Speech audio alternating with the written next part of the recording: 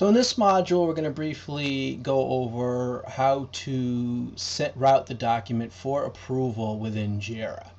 So as we can see, I have the, in the ticket where we left off, I have the Word version, and I've already downloaded this onto my computer and I've PDF'd it for final approvals. So what I'm going to do now is I'm going to go ahead and attach that PDF document into this ticket. Okay.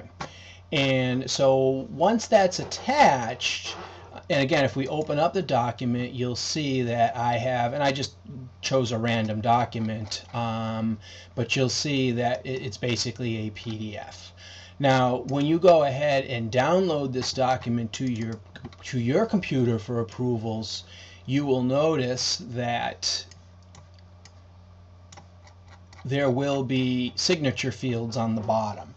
And I just threw this on here, but typically in a document there'll be an author and then a reviewer and then some approvers, and you're gonna and your name will be there printed.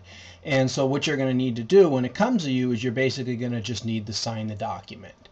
And so a couple things, or I should say the main thing here is that go ahead and download the document once you get it, which is basically so that you can sign it. So go ahead and download the document to your computer, just like we did with the Word version, and then if it was assigned to you in the correct order, then you should have the next, there should be a signature block here that is ready for you to sign.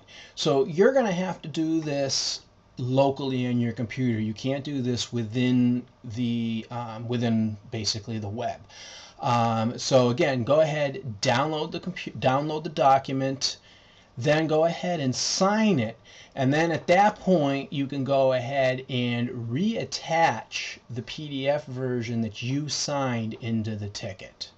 Once that's complete, then you're going to go ahead and you're going to assign that document to the next person on the signature block. So if we take a look at a document that's in the approval cycle, you'll see it's assigned to Josh. And if we pull this down, you will see that he's the next signature. So what Josh is going to do is, again, he's going to download this document onto his computer, he's going to sign it, and then he's going to reattach it into the ticket and then assign it to Doug, who will again be the next person to sign it. If you happen to be the last signature, which it's usually either myself or Doug, but if you happen to be the last signature, then you're going to want to go ahead and assign it back to the document control manager, which at this time is me, who will then take the document from the ticket and check it into Subversion as the approved copy.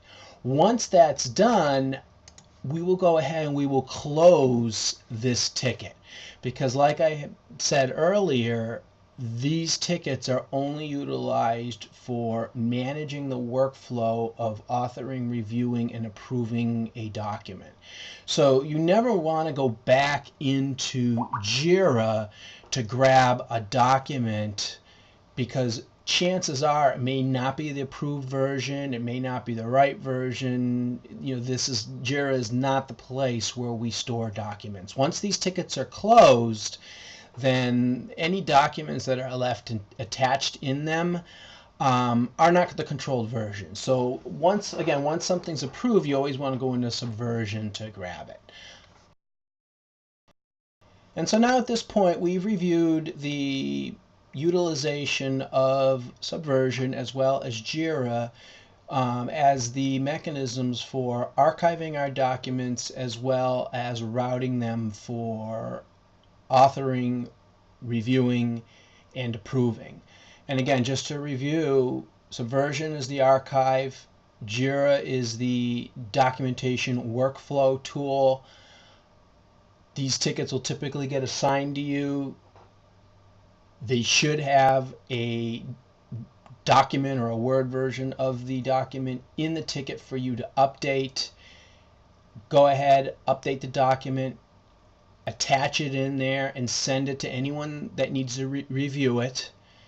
Once the review is complete, someone at the end of the review cycle will then assign that document to me with a note that it's ready to PDF. Once it's ready to PDF, I will PDF the document, I will put the signatures in it, lock it, and then circulate it for final approvals.